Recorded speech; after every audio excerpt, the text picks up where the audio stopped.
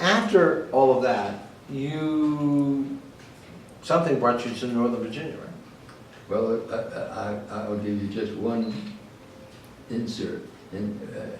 When I was 29, the war was on, and I couldn't see staying home because I was ineligible for two reasons, because I was overaged and I had all these responsibilities.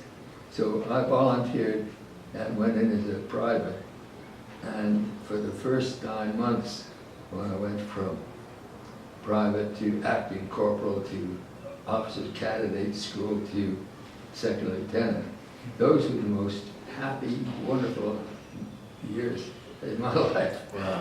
Because I went from all this heavy responsibility. Carnegie Hall was one of the operations that I had to worry about. And in those days, none of our properties were earning interest and amortization. So negotiating to save them was a big challenge.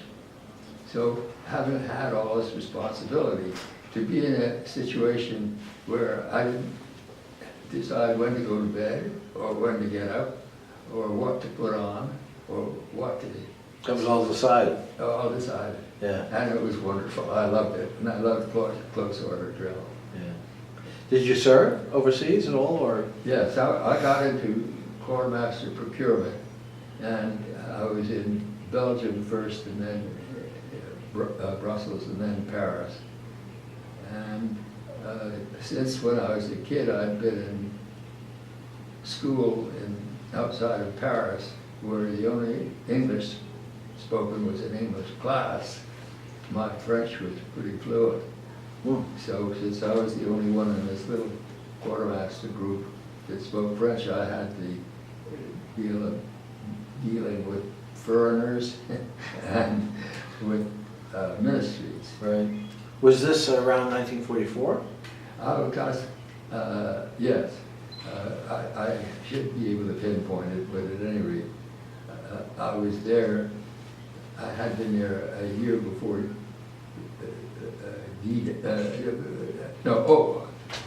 I got there the day of the Battle of the Bulge. Okay. So December of, I guess, 44, something like that. Okay. So, all right, you come back, you're decommissioned, you're discharged, and then what? More real estate. More real estate. I moved right back into the office. Yeah. And for how long were you there? Well, we sold Carnegie Hall in 1960. Okay. And So actually you spent a good time still doing that after the war.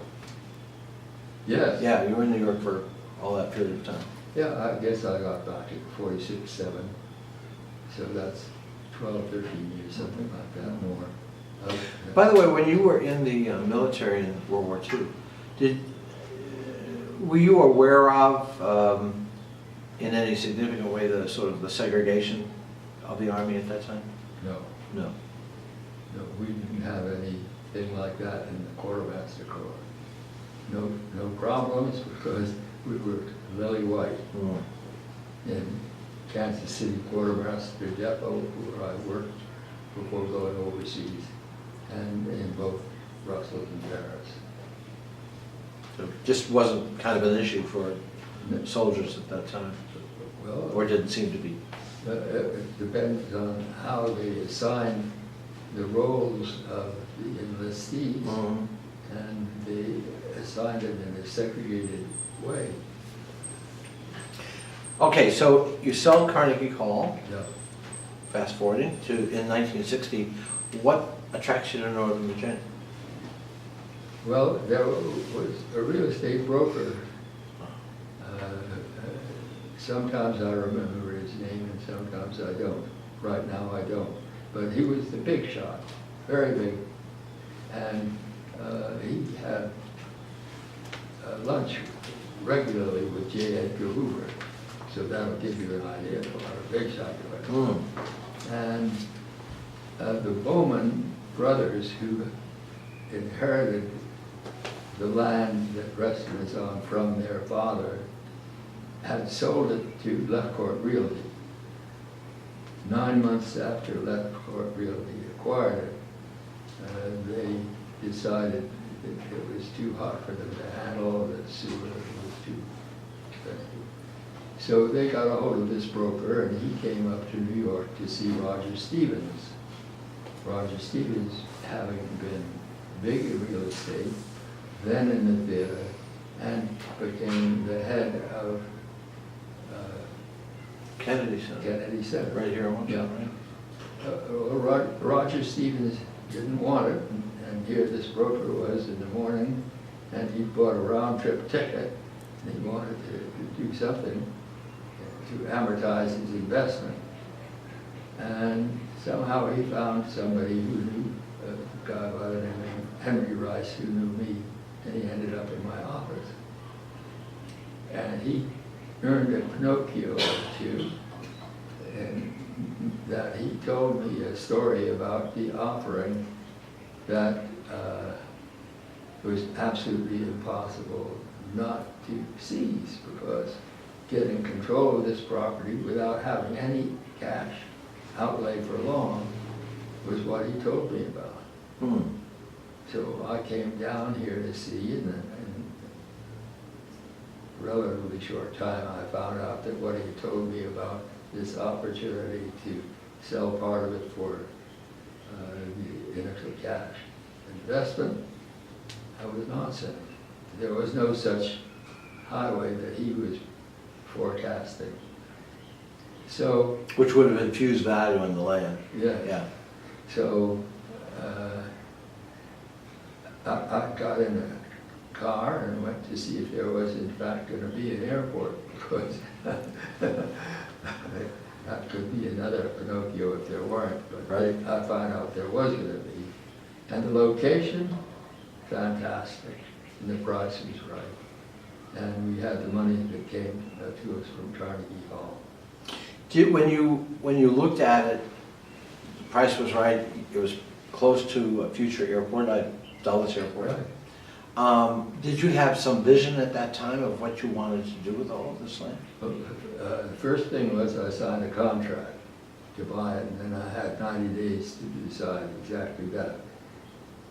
So I literally sat down with a pad and pencil, and I put on the paper everything I could think of that I had enjoyed, thought was wonderful, pleasurable in my rather extensive travels. And that was the basis of what we call a program. I think there's a little misunderstanding among a lot of people as to what an architect does. So I'll go back to the beginning. The beginning is the program, and that has to be prepared by the owner. He's got to decide what he wants to do. Then he takes it to people who are interested in planning, and the planners help analyze the various uses of the ground in connection with the program. Mm-hmm. And when that's done, then they bring in an architect to build a building in a site chosen by the planner. Well, now, sometimes you find a planner and an architect in the same person. Mm-hmm. Sometimes you find an engineer and an architect. Sometimes you find a lawyer and a planner.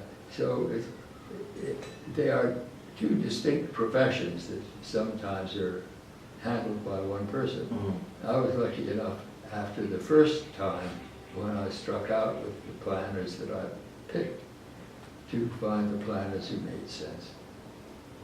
Now, when you were coming up with the plan, the program, was it your vision to have a town-like community that would be fairly extensive with mixed-use development? Well, the thing is, this was a piece of property that was half the size of Manhattan, Well, so it was a little too big for a shopping center. right. Had to be multi-use of one sort or another. Right. But it was pretty far out in those days. Well, in one sense, but in another sense, it was on the road to Dulles Airport. Right, so people knew it would be valuable someday. Yeah. Yeah. Was it, you had to, in order to sort of execute your vision, your program, you needed financing. True. Can you tell us a little bit about that? Yes. Well, we started off with $2 million, which was our share of the sale to the city of Carnegie Hall. And that was my family's share. And we started using that, and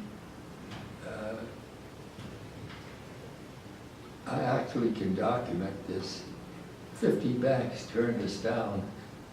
50 banks turned you down? Yes. And I've got a list of all the banks, so I didn't make it up. Why did they turn you down? Well, I guess for a variety of reasons, but one of them was because it was going to be an open community. And that in Northern Virginia was not considered a very smart move. This would have been in the early 60s? Yes. And what made you decide you wanted an open community? Well, it never occurred to me that I could do anything else. This was not an internal struggle.